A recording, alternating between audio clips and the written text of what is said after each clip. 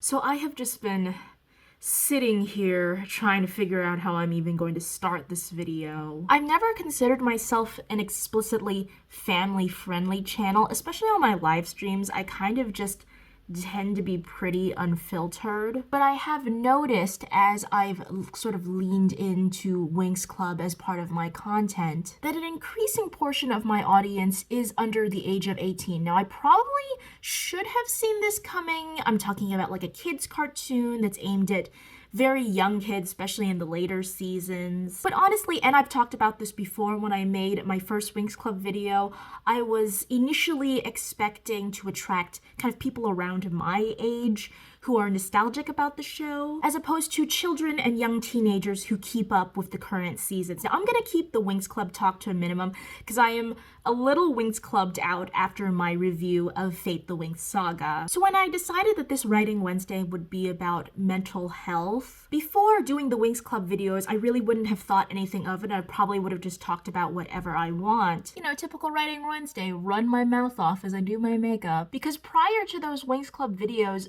generally my audience was actually on average slightly older than me. People like in their mid to late 20s, maybe even early 30s, who were mainly interested in writing and makeup. And so before then, it would have been very easy for me to say, you know, we're all adults here. If you don't like what I have to say, then you can leave. But that conversation suddenly becomes very different when you're talking about children under the age of 18. And not every kid or teenager is going to be the same. I used to teach theater. I know there's some kids who are more mature than others and vice versa. Hell, there's even adults who still act like children. When it comes to people under the age of 18, there's a different line between discussing and educating somebody on something versus condoning it. And so before, with a more adult audience, I wouldn't really have thought twice about talking about my mental health issues, and this is trigger warning, trigger warning, trigger warning right here for what I may or may not talk about. It's Writing Wednesday, it's impromptu, it's unscripted,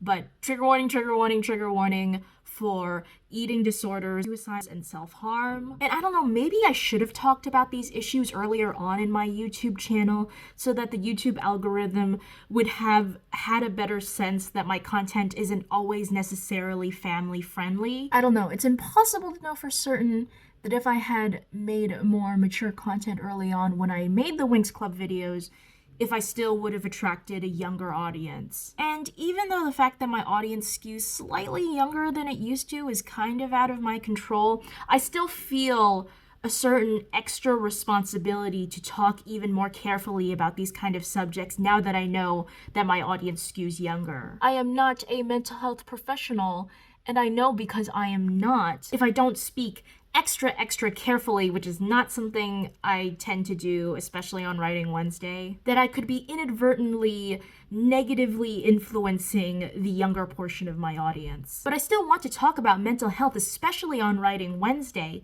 because my mental health affects so much my ability to write or even accomplish bigger goals like winning NaNoWriMo. Even though a lot happened to me in that month of July, I was still mentally in a better place in July compared to what I was in November when I lost to NaNoWriMo. So having a frame of reference as to what my mental health is like at any given time gives a lot of needed context as to why or why not I'm able to finish bigger goals, like whether or not I win Camp NaNoWriMo or lose NaNoWriMo. So here we go. Depending on what I talk about, honestly, either I might choose to or YouTube might choose to age restrict this video anyway, so all my huffing and puffing might be for nothing. Although I do see a lot of you guys lying about your age. Recently, with my review of Fate the Winx Saga, my analytics has actually been showing me I have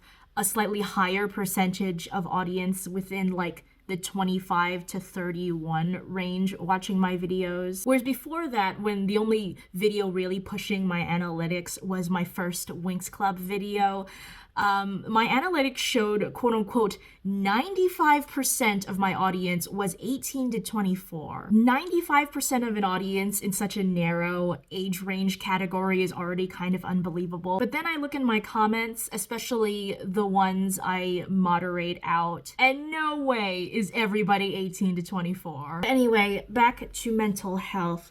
So after my grandfather passed away in September, it's really kind of been all downhill from there. October, November, and December were probably the worst. With the state I was in November, I'm actually really surprised I managed to vlog every day of NaNoWriMo. However, it did not surprise me how long it took to get all those videos up, because I mean, I like editing, but editing takes a lot of concentration, and when you're depressed, concentration is a very hard thing to find. I kind of always selfishly wished that I was one of those people that when they get depressed, they isolate themselves and kind of bury themselves into their work. Because no, I am kind of the stereotypical lie in bed all day depressed person. My go-to depression content has always been Cream Heroes, or rather Claire Lovecat and kind of her multiple channels of cat videos. Also love me some Animal Crossing, love me some Harvest Moon. But yeah, those are the things I like when I'm depressed. I remember saying in one or two videos that I wanted December to be a beauty themed month to make up for all of the writing heavy content I did throughout all of October and November. But that basically didn't end up happening because I was too depressed to make content. Well, no, there were multiple reasons why Beauty December didn't happen. I mean, part of it had to do with depression, all of it had to do with mental health. And I'm saying this super cheerfully now because I am not one of those people who is depressed like 100% of the time. Luckily, I can keep going and functioning as a person because I do get maybe like 3 or 4 hours out of the day where I'm not depressed. And as I've gotten older, I've learned to really seize on the times when I'm not depressed to get work done, to basically prepare and backstock for when I am depressed. But when I was daily vlogging NaNoWriMo, I really didn't have time to film other things. That's not entirely true. I did do the ColourPop Mandalorian haul, but that was more because I had kind of like received a time-sensitive new release. And so like, even though you're already depressed, you kind of like force yourself to do something, but that only makes you more depressed later on. So luckily, now that I am currently in a position where I don't have too many pressing responsibilities, I can focus on myself and focus on getting therapy. I used to get therapy in college through my university's wellness center, but now that I am out of college, I need to like find my own therapy independently. And literally every therapist I have contacted so far is currently not taking new patients, which is frustrating. But you know, it's a process. Hopefully I'll find somebody. Anybody. I know in videos like these, people usually put links down below to things like the suicide hotline, crisis text hotline. In the United Kingdom, I think there's the Samaritans, and whatever equivalent you may have in your country. I'll put it down in the description anyway, but I am someone who has used the suicide hotline and the crisis text hotline recently. Oh shit, I should have said trigger warning for suicide earlier. Damn it. And I don't know if anybody else has had this experience lately, but both when I've tried to call the suicide hotline and the crisis text hotline, the wait is so long, I've basically given up on both. So I feel conflicted about directing people to a place where, at least in my recent experience, I have been able to get through to them in the past, but at least in my recent experience, I'm hesitant to like list that resource down below, knowing my personal experience recently has just been being on hold for like an hour and hearing that same like help is available, please stay on the line. And this is not to downplay the people who work these lines or any kind of like mental health professional. Honestly, with everything going on in the world, it's understandable why these lines are understaffed or overloaded. But yeah, because I really haven't been in therapy, and me trying to call these like last resort hotlines has bore nothing. It's just been me on hold for like an hour. I have relapsed back into self-harm, and my ED, more so self-harm than eating disorder.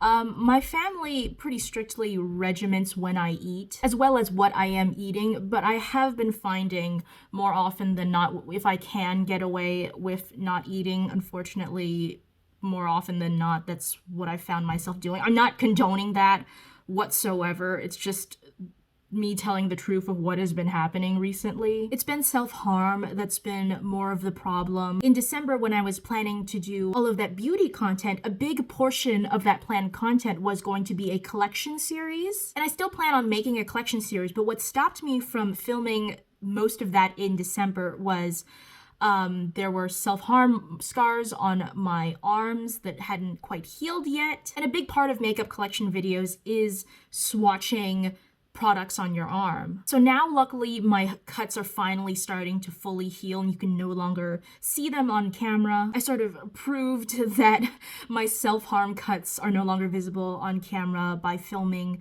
my Clionadh haul. But yeah, I really didn't want to be filming any kind of collection swatch video with those kind of cuts on my arms just visible on camera. And so that's why, even though I've been promising my collection series, it just still hasn't gone anywhere. That's another thing. I can gauge how depressed I am usually by how heavily I have to edit my videos based on how many weird pauses I make, how I just did it there. I just paused for a weird amount of time, so I have to edit that now. But yeah, when I'm more depressed, I'll just trip up on my words more. Clionadh haul from some stuff I bought from them back in during Christmas. I'll use the word like and way more. There are a few videos I can think of actually that have a crazy amount of edits because I'm just editing out all the likes and just because it gets so repetitive. So yeah, don't even think about I definitely am a fan of once you finish something, you kind of but also so yeah, that's kind of my writing Wednesday. It's probably gonna be what I did instead of writing on basically the state of my mental health. Once again, I am currently in the process of trying to find a therapist, so hopefully that comes to something soon. And again, especially if you're under the age of 18 and you still made it this far, I do not condone self-harm. I do not condone eating disorders, even though there's something I am currently still really struggling with. It's not behavior I want to glamorize in any way, and I hope in this video I haven't done that. If I get enough feedback saying this video triggered them or that anything I've said in this video is problematic, I am totally open to just taking it down. But yeah, that was it. I have a meeting after this. So I hope your week went better than mine, and I will see you next time.